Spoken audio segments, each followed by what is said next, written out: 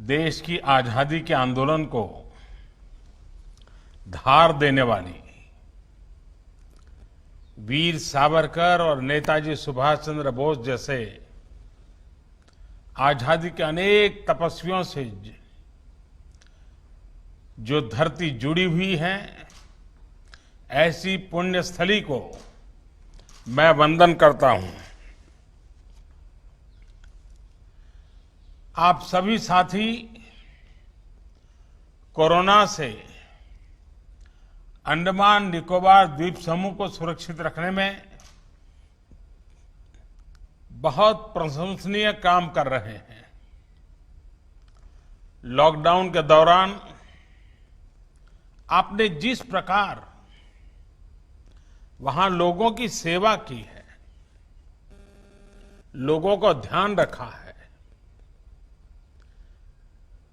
और आज आपसे विस्तार से मुझे सुनने को भी मिला, लेकिन मैं उस समय भी ये सारी जानकारियां लेता रहता था और मुझे बड़ा संतोष होता था कि भारतीय जनता पार्टी का कार्यकर्ता जिसके संस्कार है कि समाज के लिए जीना, समाज के लिए जूझना और समाज की भलाई के लिए काम करना, एक बीजेपी के कार्यकर्ता ग्रुप में सेवा ही संगठन, इस भाव को आप सबने इतने कठिन क्षेत्र, द्वीप समूह, दूर दूर घर घर पहुंचाया, और वो भी शब्दों से नहीं, अपने आचरण से पहुंचाया, अपने व्यवहार से पहुंचाया। समाज के प्रति आपकी जो संवेदना है, उस संवेदना की धारा को बहा करके किया। अंडमान के लोगों को, वहां आने वाले पर्यटकों को, बीजेपी के कार्यकर्ता के नाते आपसे जो अपेक्षाएं रहती है, मैं आज आपका सबका इतना डिटेल्ड रिपोर्ट सुनने के बाद मैं कह सकता हूं कि आप इस उत्तम परीक्षा में उत्तम तरीके से पार उतरे हैं। सेवा और समर्पण के इन संस्कारों को हमें समृद्ध करना है, आगे बढ़ाना है। बीमारी हो या व्यापार कारोबार, हर समस्या से निपटने के लिए हम जुटे हुए हैं। हमारे सभी वैज्ञानिक भी इस काम में पूरी तरह लगे हुए हैं। हमारी कोशिश होनी चाहिए कि हम घर घर तक, हर परिवार तक संवाद बनाए रखें। इस मुश्किल समय में हमें सबके काम आना है, लेकिन ये भी सही है कि काम करते करते संकट भी मोलना होता है। हमारे कई कार्यकर्ता भी, हमारे अध्यक्ष जी भी इस सेवा भाव के कारण, लोगों के बीच जाने के कारण वे भी कोरोना पॉजिटिव हुए, लेकिन फिर भी उन्होंने इस सेवा के भाव को जीने का भरसक प्रयास किया। और इसलिए काम तो करना ही है, सेवा करनी है, लेकिन साथ साथ 2 गज की दूरी, मास्क है जरूरी, इस मंत्र को हमें हर व्यक्ति तक पहुंचाना भी है और उसके आग्रह भी रखना है। साथियों, पिछली बार जब मैं अंडमान आपके बीच आया था तो देवस्थली तुल्य सेलुलर जेल के दर्शन किए थे। मुझे पोर्ट ब्लेयर के दक्षिण छोर पर तिरंगा फहराने का भी सौभाग्य प्राप्त हुआ। उस समय अंडमान और निकोबार द्वीप समूह के विकास को लेकर आप सभी से भी विस्तृत चर्चा की थी। इस दौरान अंडमान निकोबार द्वीप समूह के संपूर्ण और संतुलित विकास से जुड़े अनेक प्रोजेक्ट्स को मंजूरी भी दी गई थी। ये संतोष की बात है कि अंडमान और निकोबार की मोबाइल फोन कनेक्टिविटी, वहां तेज इंटरनेट की सुविधा देने वाले प्रोजेक्ट के लोकार्पण से एक दिन पहले भारतीय जनता पार्टी के इस कार्यक्रम के कारण एक बीजेपी कार्यकर्ता के रूप में आपके बीच आने का मुझे अवसर मिल गया। कल जब इस परियोजना का लोकार्पण हो जाएगा तो अंडमान और निकोबार द्वीप समूह में इंटरनेट कनेक्टिविटी में बहुत बड़ा सुधार आएगा।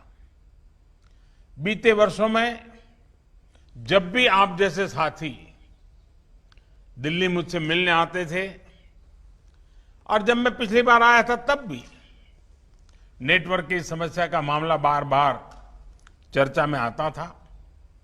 मुझे विश्वास है कि कोरोना के समय में मिल रही इस सुविधा से अंडमान निकोबार द्वीप में बच्चों की पढ़ाई लिखाई, बैंकिंग और दूसरी सेवाओं में ऑनलाइन सुविधा का ज्यादा से ज्यादा लाभ मिलना संभव हो पाएगा।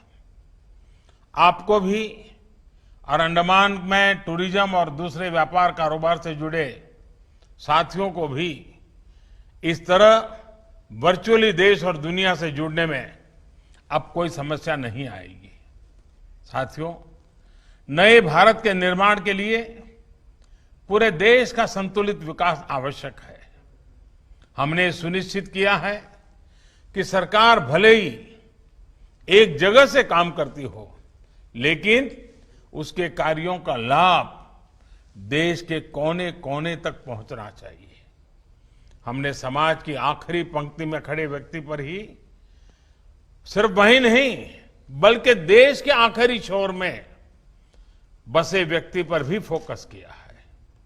इसी का नतीजा है कि किसी योजना या कार्यक्रम के लॉन्चिंग से लेकर उसके क्रियान्वयन तक गवर्नेंस के हर पहलू को देश भर के सभी इलाकों में ले जाया गया है। एक तरफ हम गरीबों के लिए घर, शौचालय, रसोई गैस, पीने का पानी, बिजली, मोबाइल, इंटरनेट, सड़क, रेल कनेक्टिविटी जैसी बहुत ही मूल जरूरतों को पूरा कर रहे हैं। वहीं दूसरी तरफ मेगा और आधुनिक प्रोजेक्ट पर भी तेजी से काम कर रहे हैं। सिर्फ अंडमान निकोबार द्वीप समूह की ही बात करें तो केंद्र सरकार की योजनाओं की पहुंच यहां बेहद प्रभावकारी रही है। एक आइलैंड से दूसरे आइलैंड तक एयर कनेक्टिविटी में सुधार करते हुए देश के बाकी हिस्सों से आइलैंड्स को एयरवेज से भी जोड़ा जा रहा है। पोर्ट ब्लेयर एयरपोर्ट का बड़े पैमाने पर विस्तार किया जा रहा है। भविष्य में लोग सी प्लेन्स के माध्यम से स्वराज द्वीप, शहीद द्वीप और लॉन्ग आइलैंड की यात्रा कर सकेंगे। इस पर भी काम जारी है। लगभग 300 किलोमीटर के नेशनल हाईवे पर भी काम शुरू हो गया है और यह रिकॉर्ड एक प्रकार से रिकॉर्ड समय में पूरा हो जाएगा।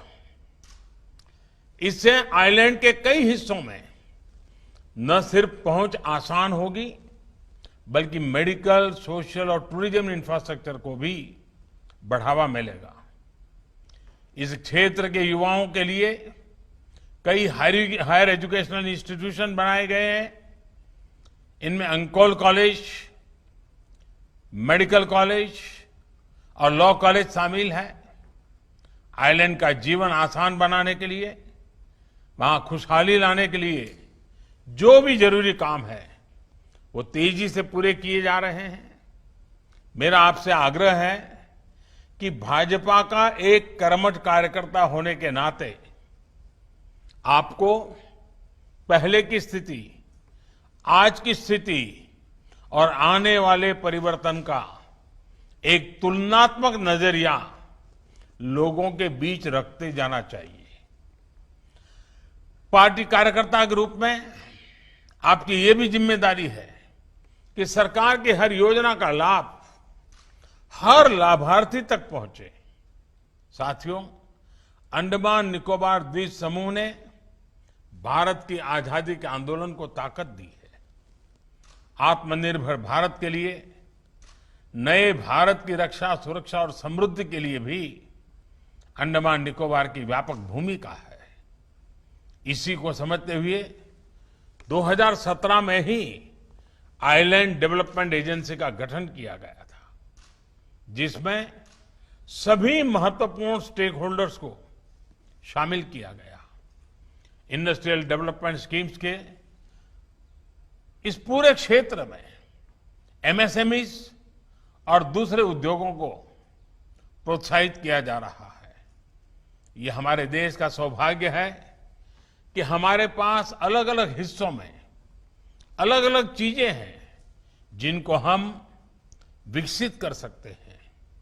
जैसे अंडमान और निकोबार में से सी फूड हो, ऑर्गेनिक प्रोडक्ट्स हो, कोकोनट बेस्ड प्रोडक्ट्स हो, इनसे जुड़े उद्योगों को हम बल देने वाले हैं। अंडमान और निकोबार के 12 आइलैंड्स का चयन किया गया है, जहां हाई इंपैक्ट प्रोजेक्ट का विस्तार किया जाएगा। साथियों, ब्लू इकोनॉमी के लिहाज से, ट्रेड के लिहाज से अंडमान और निकोबार स्ट्रेटेजिक लोकेशन पर है। ये चेन्नई पोर्ट, कोलकाता पोर्ट और बांग्लादेश के मोंगला पोर्ट सहित कई पोर्ट से बहुत कॉम्पिटिटिव डिस्टेंस पर स्थित है। समंदर के जरिए माल ढुलाई का काम तेज गति घट रहा है। ऐसे में गहरे पानी की सुविधा वाला प्रस्तावित ट्रांसशिपमेंट हब अंडमान और निकोबार को वैश्विक समुद्री व्यापार का प्रमुख केंद्र बना देगा। आने वाले समय में अंडमान निकोबार ब्लू इकोनॉमी का पोर्ट, मैरीटाइम और स्टार्टअप के हब के रूप में विकसित होने वाला है। साथियों, आप सभी जागरूक साथियों से चर्चा करने का मुझे मौका मिला, आपसे कई बातें सुनने का मौका मिला और गरीबों के लिए किस प्रकार से आप सक्रिय थे, इन सारी बातों को सुनकर के मुझे भी एक नई प्रेरणा और ऊर्जा मिली है। आप पार्टी के कार्यक्रमों को लगातार आगे बढ़ाते रहिए, स्वच्छता के संकल्प को और आगे बढ़ाते रहिए। और आपने मुझे दिगलीपुर आने का निमंत्रण दिया, इसके लिए मैं आपका बहुत आभारी हूं। और मुझे जरूर खुशी होगी कि कभी न कभी ऐसी सुविधा बने कि मैं भी आपके बीच में आऊं और आप लोगों ने जो सफाई का काम किया है वहां की पंचायतों ने, वो मैं खुद देखूं, मुझे अच्छा लगेगा। देखते हैं कैसे बनता है। सिंगल यूज प्लास्टिक को लेकर जो अभियान हमने छेड़ा है, उससे भी लोगों को जोड़ना बहुत जरूरी है। और देखिए, जहां टूरिज्म का क्षेत्र होता है वहां पर सफाई ये सबसे बड़ी ताकत होती है। और इसलिए मुझे विश्वास है कि अंडमान निकोबार के सभी द्वीपों पर स्वच्छता के विषय में बहुत ही आग्रही बनना पड़ेगा, जो टूरिज्म के लिए एक बहुत बड़ी ताकत बनेंगे। अंडमान निकोबार के हर बीच को, हर समंदर को हमें शुद्ध रखना है, स्वच्छ रखना है। ये हमारे इकोसिस्टम के लिए भी जरूरी है और आने वाले समय में टूरिज्म के लिहाज से भी ये जरूरी है। साथियों, मुझे वैसे तो कल बात करने का मौका मिलने ही वाला है, लेकिन आज पार्टी का कार्यक्रम था और मुझे आज आपको सुनने का मौका मिलने वाला था। कल का कार्यक्रम की रचना तो ऐसी है कि जिसमें मुझे बोलना है, लेकिन मेरे लिए खुशी है कि मुझे दूर दूर इन द्वीपों में बैठे हुए और दिन रात लोगों की सेवा में लगे हुए साथियों को सुनने का मौका मिला। मैं हमारे राष्ट्रीय अध्यक्ष श्रीमान नड्डा जी का भी बहुत आभारी हूं कि उन्होंने आज इस कार्यक्रम में मुझे निमंत्रित किया, आप सबसे बातचीत करने का मुझे अवसर दिया और विशेषकर से आपको सुनने का अवसर दिया, क्योंकि इससे पता चलता है कि कितने कार्यकर्ता कितने सेवा भाव से, और जब लोगों को लगता है कि कहीं कोरोना घर में आ जाएगा तो उसके बजाय चिंता किए बिना, खुद की परवाह किए बिना लोगों की चिंता की, ये अपने आप में बहुत ही प्रेरक है। मुझे विश्वास है कि आप सबका ये काम जरूर रंग लाएगा। मैं यही कहूंगा, आप अपना ख्याल रखिए, अपने परिवारजनों का ख्याल रखिए, और सेवा का काम तो चलता ही रहेगा, लेकिन हम 2 गज की दूरी, मास्क पहनना, ये सारी जो बातें हैं जिसमें कोई कॉम्प्रोमाइज किए बिना आप काम करते रहिए। मैं फिर एक बार आप सबका बहुत बहुत आभार व्यक्त करता हूं, आप सबको बहुत बहुत धन्यवाद देता हूं।